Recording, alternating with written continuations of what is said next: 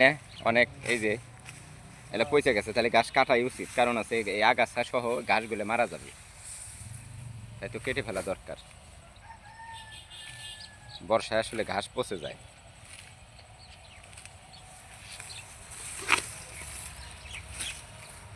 তাই বর্ষায় কৃষকরা ঘাস কাটছেন, দেখুন এই যে অনেক গাছ মারা গেছে, অলরেডি শুকিয়ে গেছে ঘাস, আগাছা, এখন জৈব সারে রূপান্তর ঘটার সম্ভাবনা, তাই এগুলো কেটে দিচ্ছে কৃষকরা। একেতে মশার বংশবিস্তার রোধ করা হচ্ছে। এখানে দেখুন প্রচুর মশা, মশা যা ডেঙ্গু উৎপাদনে খুবই সহায়ক। দেখুন অনেক মশা, আশেপাশের এই যে মশা, দেখুন কত মশা, দেখুন এই মশার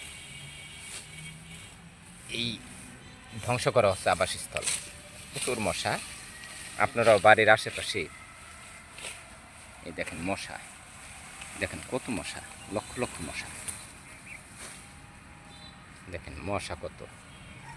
এই মশার আবাসস্থল ধ্বংস করার জন্য, মূলত ডেঙ্গু প্রতিরোধ করার জন্য এই পদ্ধতি গ্রহণ করা হয়েছে, ঘাস কেটে ফেলা হচ্ছে।